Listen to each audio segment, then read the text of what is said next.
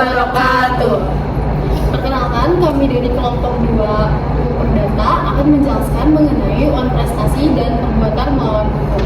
Saya Berliana Sarahat selaku host atau MC yang akan memandu jalannya podcast pada kesempatan kali ini. Saya Cici Sari Puspita Dewi. Saya Bima Dari. Saya Kalma Benar. Saya Yasmina Diani. Saya Nur Aziza. Baik, mungkin perkenalan cukup segitu aja.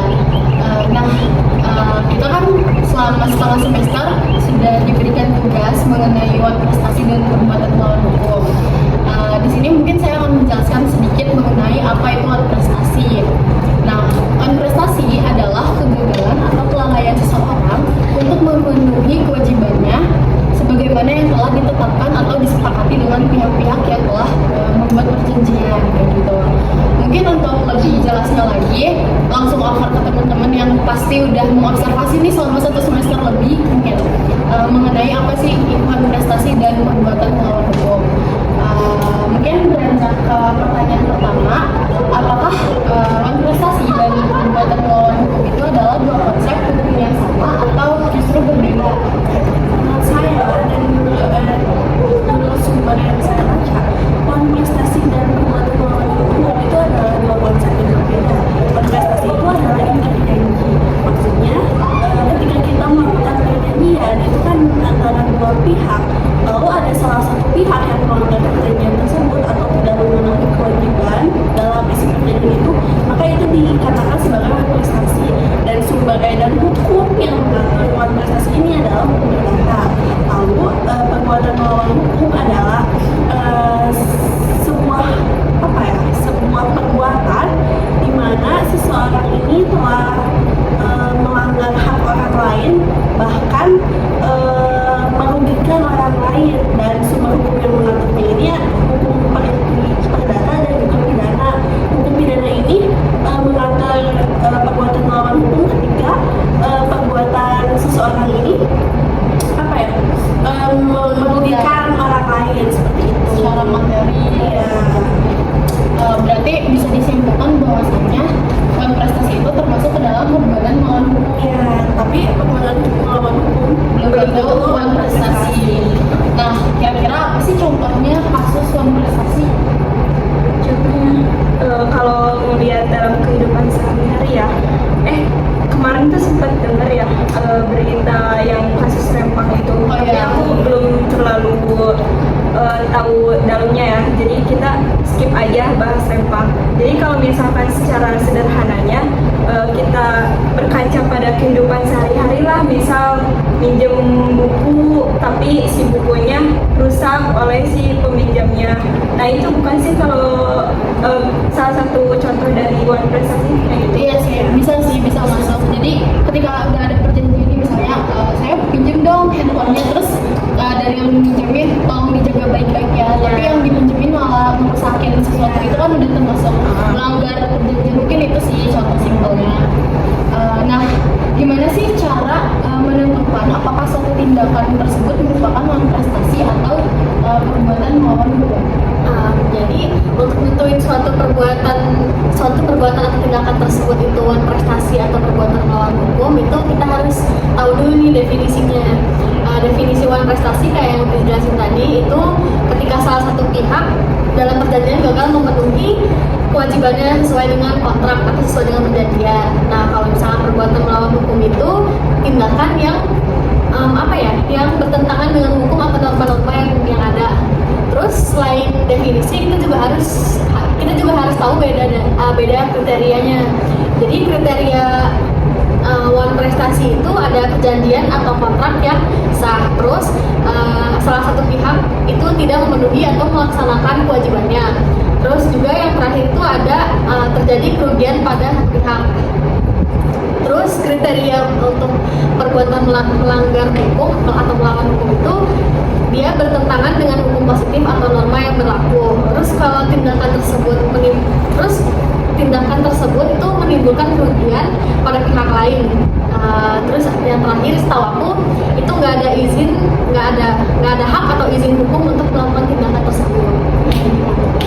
Jadi berarti benar ya tadi statement yang awal bahwasanya si perbuatan melawan hukum itu cakupannya lebih luas.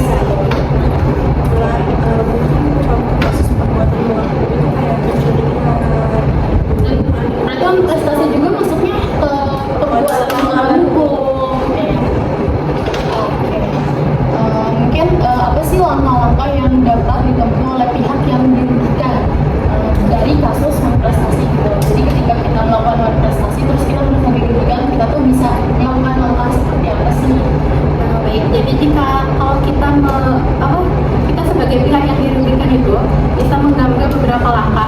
Yang pertama itu ada mediasi atau negosiasi, yaitu dengan cara menyelesaikannya secara damai terlebih dahulu dengan pihak yang melakukan prestasi. Ini tuh seringkali merupakan langkah pertama yang diambil oleh pihak yang diinginkan tanpa melibatkan pengadilan. Terus yang kedua itu melalui surat peringatan. Jadi si pihak yang dirugikan itu bisa mengirim surat peringatan kepada orang yang melakukan prestasi itu, dan surat ini itu berisi permintaan atau permohonan untuk memenuhi kewajiban kontrak dari si pelaku prestasi itu. Terus yang ketiga itu ada klaim ganti rugi.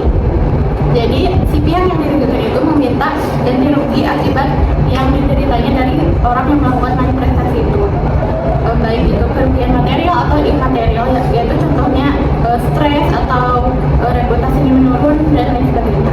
Terus yang keempat itu ada meminta pengadilan untuk memerintahkan si pelakuan prestasi memenuhi prestasinya.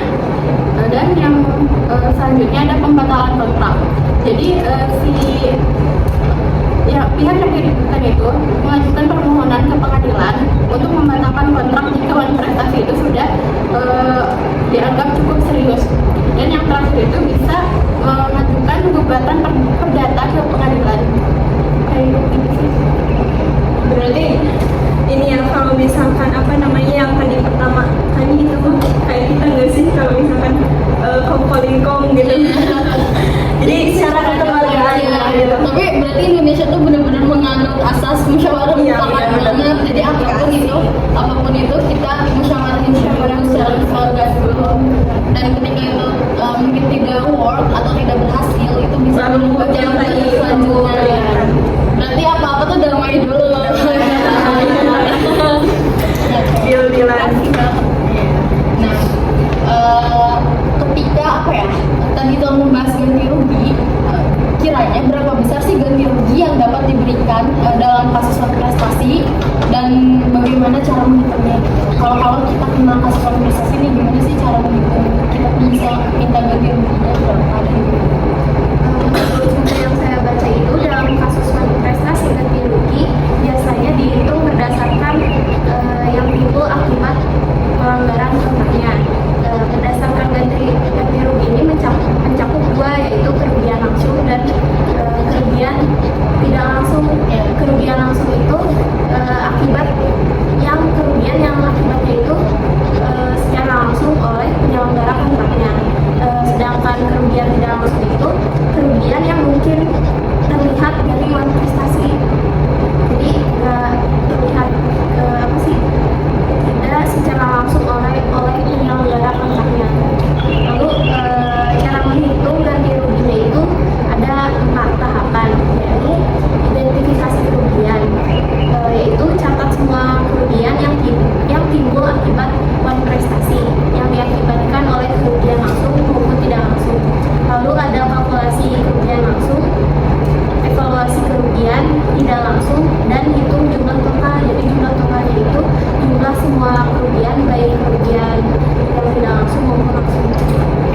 Jadi apapun itu harus diidentifikasi ya. Jadi kita nggak bisa kayak memvonis suatu kerugiannya, misalnya saya merasa dirugikan sama Yusufin, terus bisa bayar gak 10 juta, padahal harganya lebih dari harga kurang dari Cari tahu harganya dulu. Jadi emang harus benar-benar objektif sih ya, nggak bisa berdasarkan perasaan pribadi. Jadi harus benar-benar dianalisis.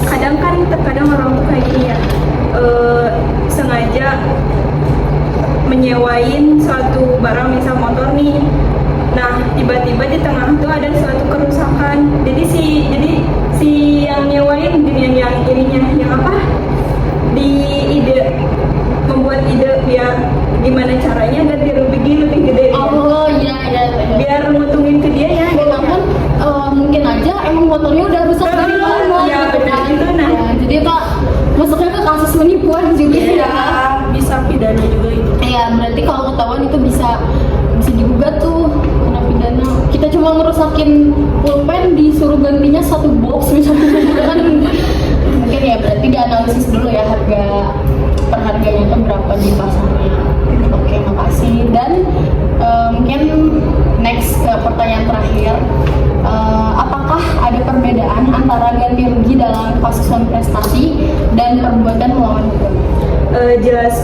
sekali ya kalau tadi apa yang sudah dipaparin sama teman-teman juga betul.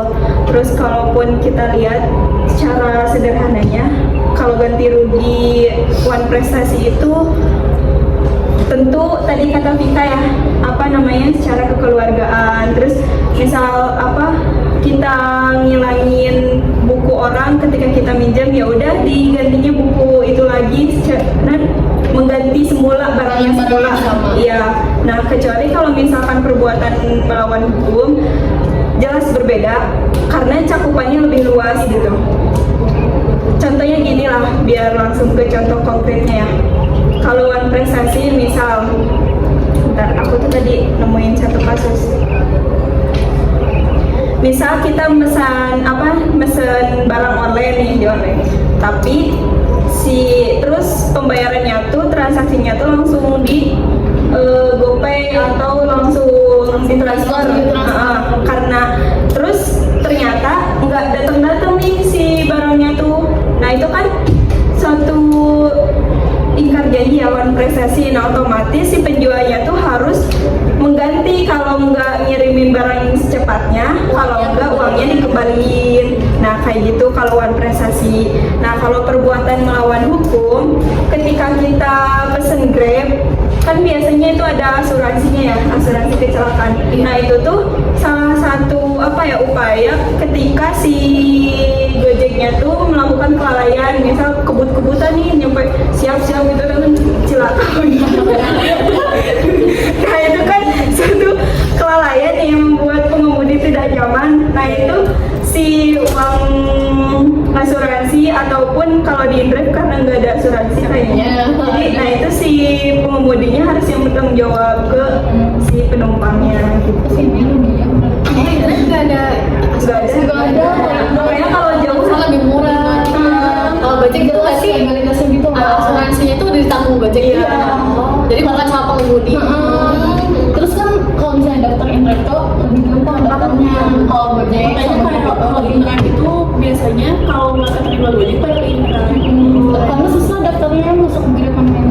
Baik, tadi kan agak sedikit galak nih obrolan ke Intrek sama Gojek, cuman nggak apa-apa kan, sharing, yes, sharing. Right. Mungkin mau nanya aja sih, apakah dari teman-teman sendiri ada yang pernah mengalami kasus suatu prestasi, dan gimana sih cara teman-teman menghadapi atau menanggulangi kasus tersebut agar tidak terjadi lagi gitu? Itu kan pasti merugikan dong. Ada nggak sih? Boleh sharing dong biar caring.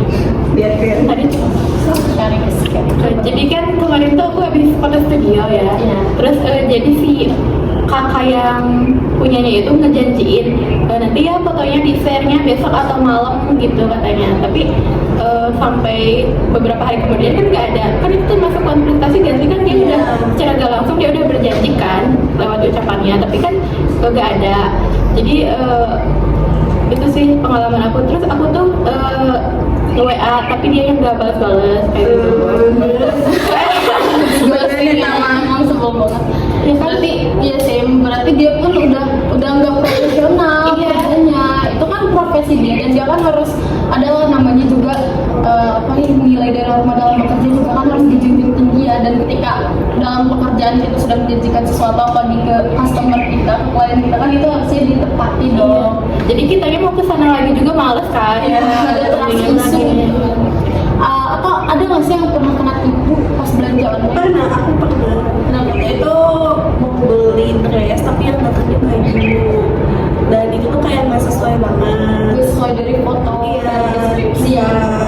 Mungkin kedepannya harus hati-hati lagi kalau belanja online, baca deskripsinya, lihat rate tokonya, iya. Dan e-commerce-nya yang lebih Kalau dulu aku gini, kan pesen ojek ya. Terus si titiknya tuh emang susah jadi kan. Ini titiknya tuh karena nggak tahu kan.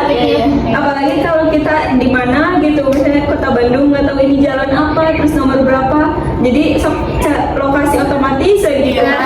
Nah, terus abis itu pesen tuh, terus kata si abangnya tuh di mana katanya, lah aku di sini di sebelah apa Betty kata aku teh. Terus lah ini titiknya salah cina, pokoknya udah marah-marah lah dia tuh. Lah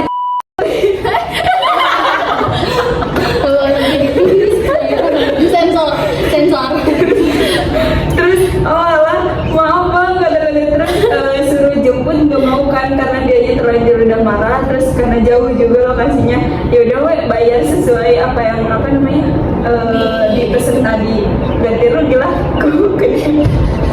Oh, kemarin Gojek ya, masalah Gojek. Kita kan waktu kemarin ya naik Gokar dari Taman Sari ke Gerong. Berapa sih, 17.000 ya. Ya udah kan kita bayar pakai GoPay.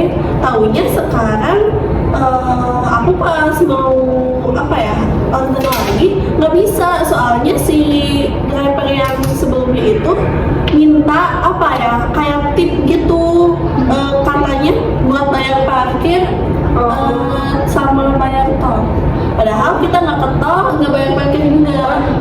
Iya. Oh, berarti belum diselesain sama yang sebelumnya gitu ya? Drivernya. Terus kalian bayar gitu kan? Enggak, belum. Jadi aku nggak bisa. Saya di akun Cici. Iya, jadi harus diselesain dulu pembayaran. Berapa itu? 10.000 sih Nah, ya. itu bisa hubungi customer service-nya nggak sih? Kalau misalnya misalnya kita ketipu di Twitter, misalnya kita beli, biasanya kan yang K-pop gitu di Twitter, Iya. atau di Twitter yang Spotify ya. Iya, ada juga yang ketipu banyak kan. Kayak dia jual 1 bulan nih, tapi kayak cuma pakai seminggu udah gitu orang disambut habis kayak gitu. Nah, mungkin langkah-langkah cara kita menanggulangi kalau misalnya ketipu di marketplace kayak gitu, kita bisa berikut kayak gitu. Dan kalau misalnya emang kita udah benar-benar merasa dirugikan banget, misalnya dengan jumlah yang banyak gitu, kerugian yang besar, itu bisa digugat sebenarnya. Berarti kalau yang ketipu mah itu PMH ya, perbuatan melawan. Iya. Tapi poin prestasi juga masuk karena kan penjual harusnya amanah Ya, dong. ingkar janji. Ingkar janji. Oke. Baik, terima kasih banget obrolan kita siang ini amat sangat luar